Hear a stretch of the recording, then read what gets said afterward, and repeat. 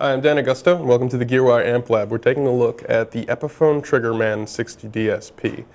This is a solid-state amp. Despite its vintage looks, it has some modern design elements to it, such as the transistor amplification and also some digital effects.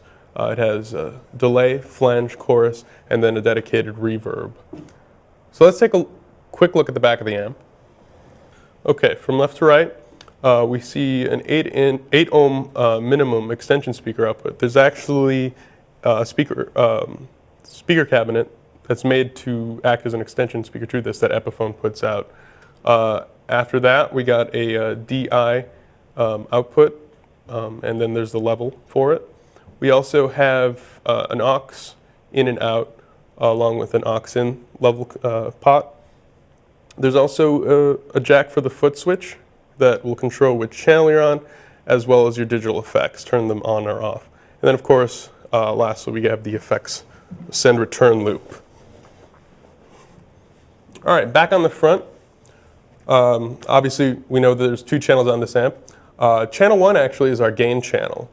A lot of times on amps, channel 2 will actually be the one that's made for high gain applications, stuff like that. This one, channel 1 has the gain knob as well as a separate level knob, and then the 3-band EQ. Channel 2, it's your clean channel, independent volume and 3-band EQ. Next we have our DSP. You can turn them on or off here, and we got an LED to tell you whether or not they're turned on or off. Your DSP select, so there's multiple types of delay, or it's more like multiple delay times, different types of flanger, or also different degrees of flange, and then same for chorus. Then we have a separate reverb knob. As you can see, we have it turned all the way down.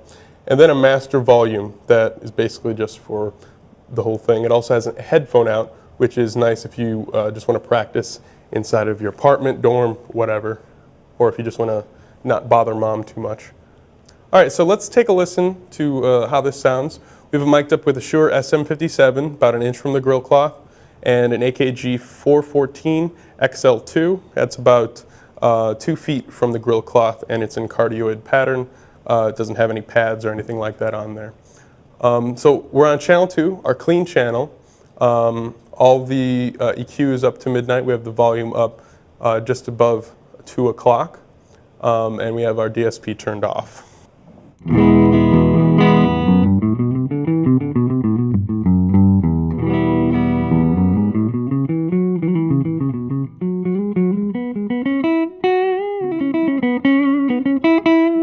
So we got a warm sound coming out. We're on the neck pickup of our Black Beauty, the Gibson Historic Black Beauty. This is our bridge pickup.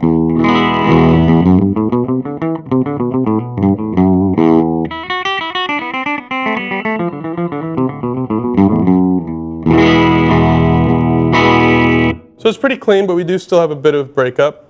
So to back off to hear just a clean sound, we're going to back off on that volume knob, put it up to midnight.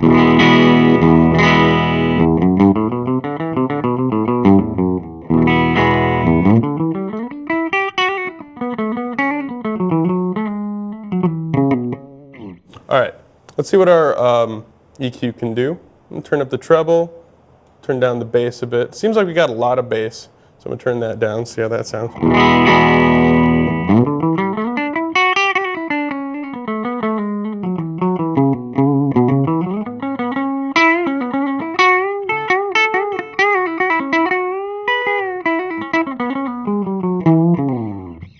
All right, let's turn up the mids a bit and turn our trebles down and turn the mids just about all the way up.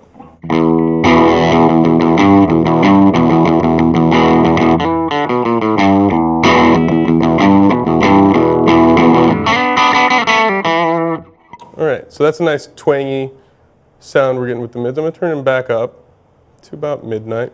And let's listen to channel 1, our distortion channel. Got the gain about 1 o'clock, levels all the way up. Channel 1 seems to be a bit quieter. As you can see, I also have our EQ turned up a bit to make up for some of the volume loss.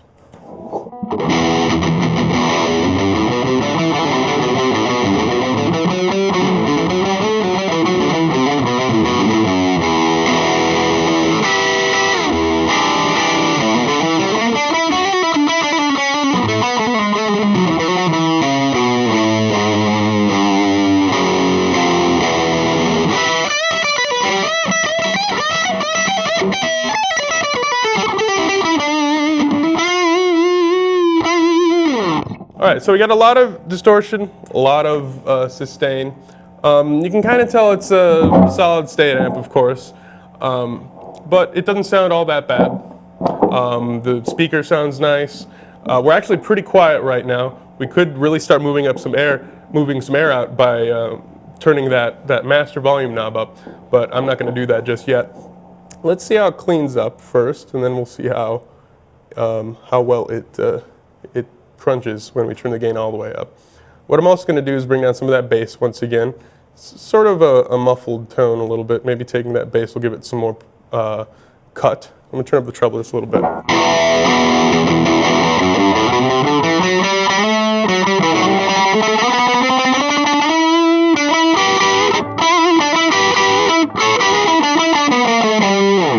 Well, let's see how that is different from how we had it before.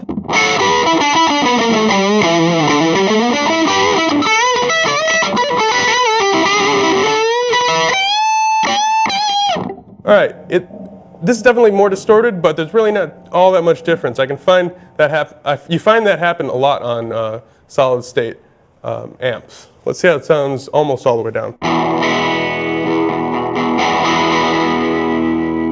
So it breaks up less when we have it all the way down. It's still a little bit distorted. That's kind of how it would sound if it was about right here, if it was a tube amp or something like that.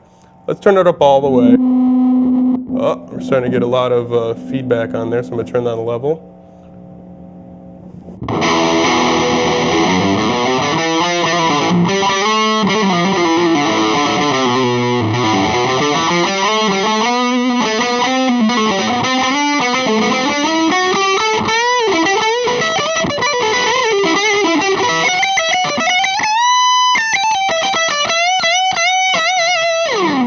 Alright, so it does get pretty crunchy. Actually, I didn't check out much of the rhythm tones on it.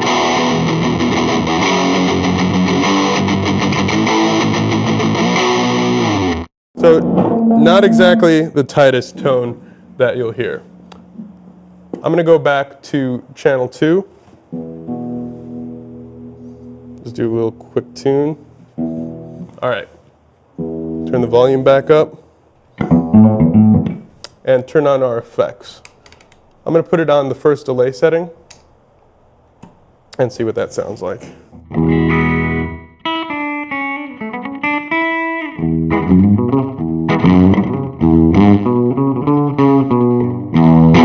So that's sort of a slapback delay. I'm going to turn it up a couple notches.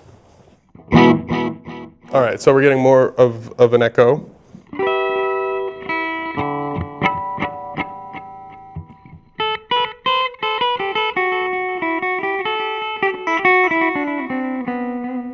Switch to the neck pickup. All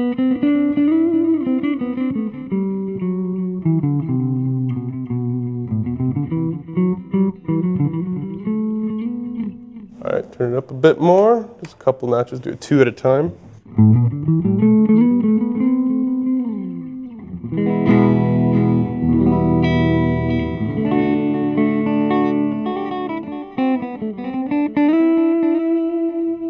So nice long delay. Do just one. I think that's the highest setting. So that's a good, probably about a second, almost a second.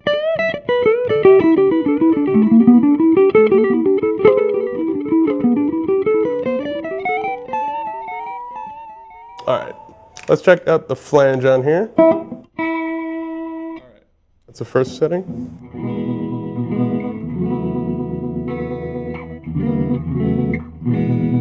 Actually sounds to me like the most, the heaviest setting actually. There we go.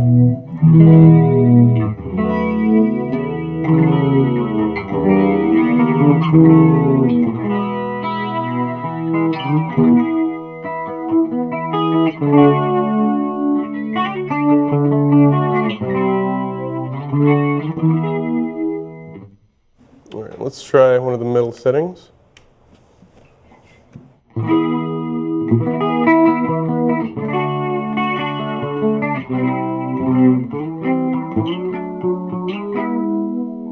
Okay, and then let's check out our chorus really fast.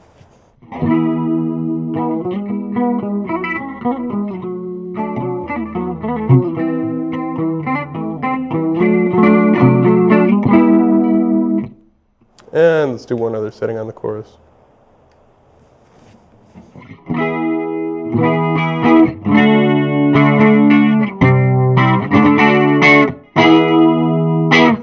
So that's actually the lightest chorus that you'll hear. Now let's check out the reverb. I believe we can have the DSP turned off for it to start coming in. So about halfway up, let's listen to that.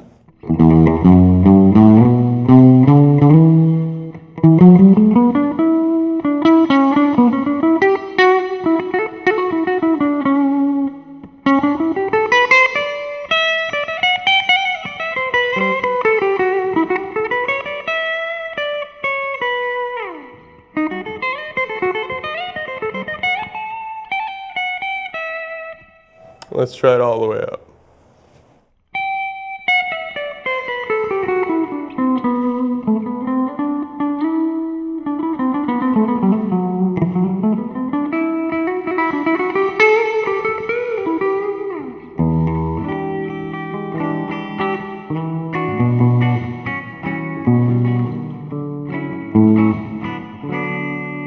So it's a very wet sound we're getting out of that.